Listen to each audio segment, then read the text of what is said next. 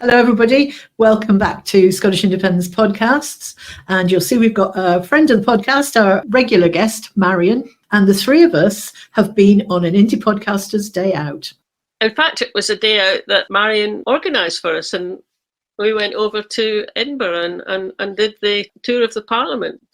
I've stood outside the Parliament a few times, and I have been once in for an evening reception, which you might hear more of in the actual podcast. But I hadn't been in it, and it was so good, and it was well done. The guy knew what he was talking about, and it was just really kind of good, just wandering around, and then of course ending up in the debating chamber.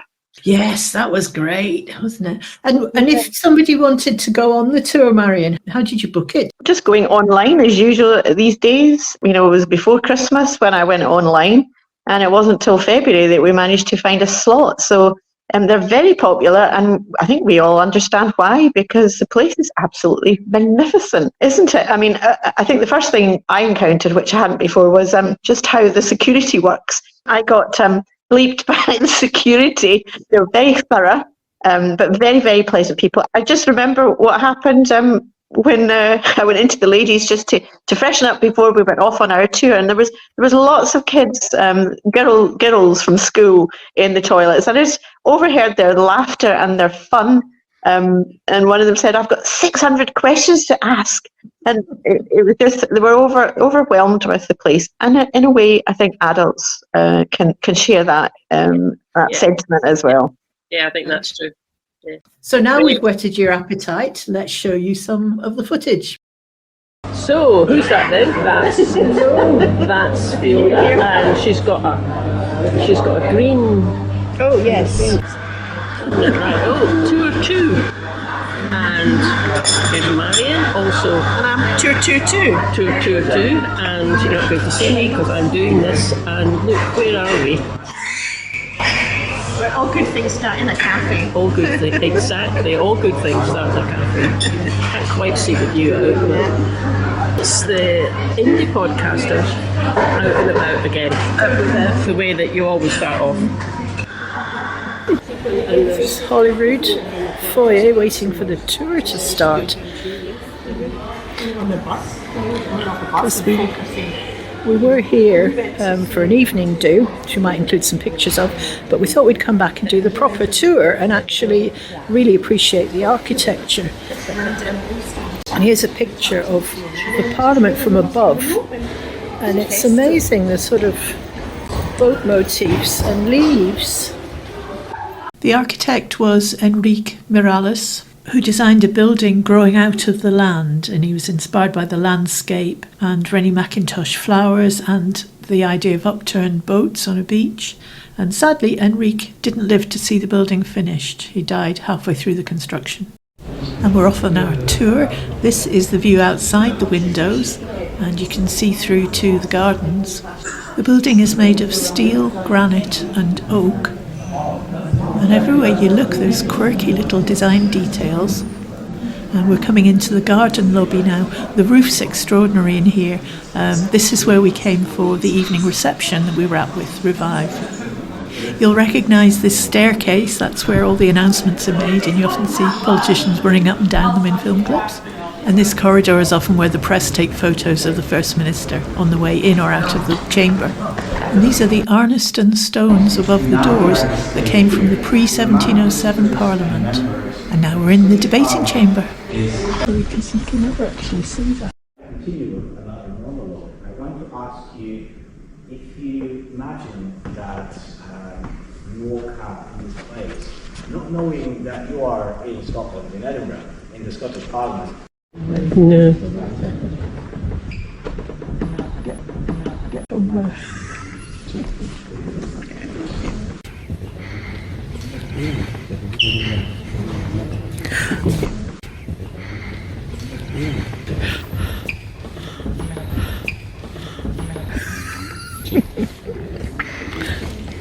Which one would you like to sit in, Marion?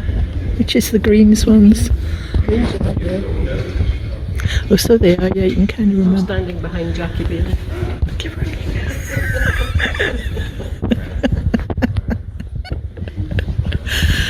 I hadn't seen these lights before. Are these big lips, do you think? All right.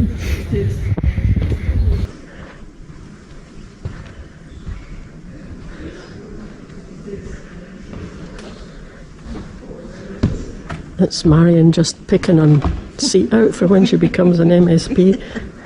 Agreed. Tried that. Didn't work. There is such a lot of wood in this chamber, It's beautiful. and it's so warm Yeah, and natural. yeah. I love it. I love it. I think it's great.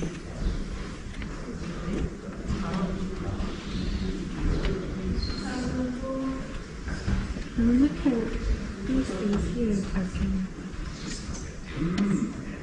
The mace is made out of gold and silver panned in Scottish rivers, and the words inscribed on it are wisdom, justice, compassion and integrity. Okay, So it's Podcasters Day out Podcasters Day out. again. Capital city, Seat of government. seat of government, opposite the King's House across the road. Free tour. Free to. We're here, we'll show you some footage that we surreptitiously took. We're here with our friend Marion, who's very kindly arranged this for us and come along. Yeah. So we just thought we'd capture a bit of our impressions, because I mean, fabulous building, really interesting to see all the different architecture. But we were left with very mixed emotions, weren't we? So, Well, I really thoroughly enjoyed it. I haven't been before, right? But I really enjoyed it. It was great seeing around the building. I mean, it's such a. I mean, well, we have been at a. we have been at an evening We have been soiree. at an evening soiree. We were specially reception. invited. I really liked that, coming in the door, and the first thing that happened was that someone offered you a glass of wine, which was rather Yeah, nice. can I I thought tell that you? was good use of public money. I thought it was.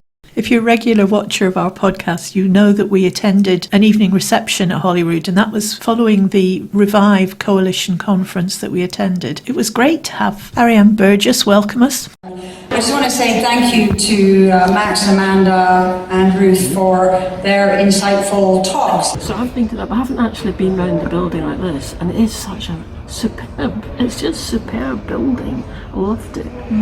But you were saying you've been a couple of times before, and you had different emotional responses. Go and tell us a bit about that, 'cause that was quite interesting. Yeah, so I came with my husband, and I just remember being blown away by the detail on the sort of the material side of this building, and it was still probably quite fresh in our minds just how much controversy the building had caused. But that was as nothing. It just evaporated, that kind of background. When you saw the place and you could hear the acoustics, you saw the materials, they were all, I think, if I remember correctly, more Scottish than I think maybe we got the impression of today. And the inscriptions, we spent a little bit longer, I think, at its inscriptions by all the women in that corridor than we did today. So they were different, much more energising and positive feelings about it. And then we came back with relatives from Germany who had invited us to the Reichstag in Berlin. So we did a reciprocal visit here, and I was blown away by their parliament, but they were equally blown away by our parliament. So full of pride on both parts, and I think the tour guide reflected that. I think now, after this visit, I probably feel a little bit more jaded than before, because of maybe some of the intervening experiences and history that's happened between the rest of the UK, shall we say, the Westminster comparison. But there are certain things that we felt real pride in being able to differentiate ourselves from, PR being one of them, our partial PR, and that's really quite key into the way that the design of the auditorium, the chamber. So I think I feel the weight of things now, the fact that we're not making progress, we are more adversarial, not because of any particular one individual, but because of the system seems to be forcing ourselves into this. Maybe we're losing sight of those there's aspirations that it was set up with, and the wording on the mace, it's powerful, powerful stuff, and yet it's abused daily in the Parliament. And what's on the mace is compassion, justice, integrity, wisdom. So compassion, wisdom, integrity.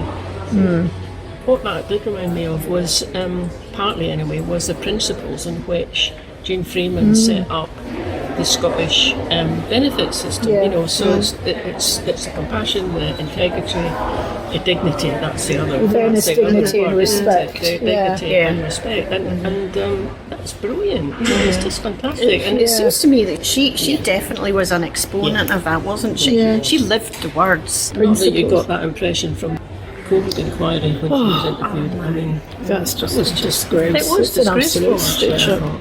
Destroying people, trying to destroy them. And totally, I mean, it might as well just been a Tory party election address. I mean, their whole approach was disgraceful. And You said something interesting that caught my attention just earlier, which was about. So we need to keep in mind the way forward, don't we? And those 4 words on the mace, actually provide that. I mean, it's got me thinking. I think I'm gonna. I mean, I know my MSP's just walked past, but and he's not bad actually, but you could just write to your MPs and say, listen, we've just seen that.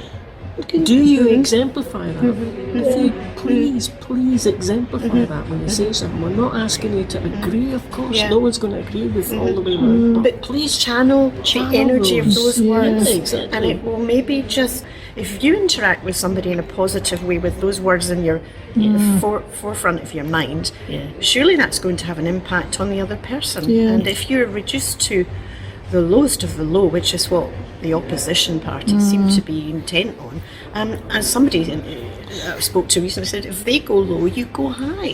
it's like they're disrespecting the whole place, isn't it? That they're almost trying to negate it and make it, no, the only real ones, Westminster.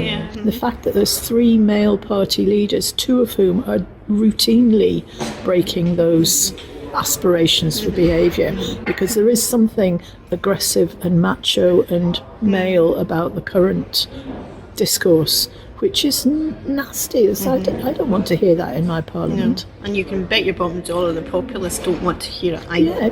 For good or bad reasons, but certainly the case that people are got disenchanted with politicians. What's the point of voting? And I kind of hear that and I go, look, hang on, of course there's a point to voting. But that kind of atmosphere that you do get in the chamber sometimes, it doesn't help. It just kind of adds into it. Adds everything that's out there on social media anyway. And then that gets added in. So there's little enough coverage of the mainstream media of the good stuff that goes on in here, and you wonder if it's a tactic that if you can make it off-putting for people to watch, they won't see the little bits that are good. And actually, what The we cross-party working. and particularly committees, which I often get much more out of the committees than I do out of the debates themselves. People coming together. It's easy to carp. I remember that's one of the reasons why I started to get involved in this, is because I thought you're critical, but what are you doing? Where's your commitment to changing things? So do something about it. It's exactly like that. I said that to a relative recently. If we're not prepared to step up and do the job, even just at a community council level, what are we doing? We cannot possibly criticise everybody who's trying to represent us all the time. It cuts both ways. We have to feel we have a part to play in this. So again, if you have a toxic, aggressive workplace that crowds women out because we don't want to be part of that, then you end up, it gets more and more masculine and more toxic, and then people turn up. It was one of the MSPs talked about the inquiry and said that the sport that they made out of women's emotions. I thought that was telling, and it was probably bang on. That bit's about crying from eye to eye. What an Yeah. appalling thing to say. Yeah. Somebody who can't, that was an appalling thing to say. And does that live up to these standards that we want our public figures to live up to? Most certainly does not. What a disgrace, but I think that's going to backfire on them. And enough about Alistair Jack. Time for some retail therapy in the gift shop.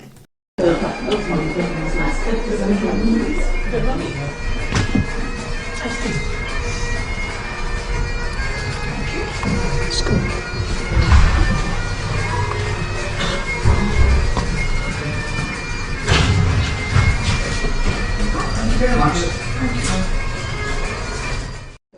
So the gift shop is certainly well stocked with things that all of us wanted to buy.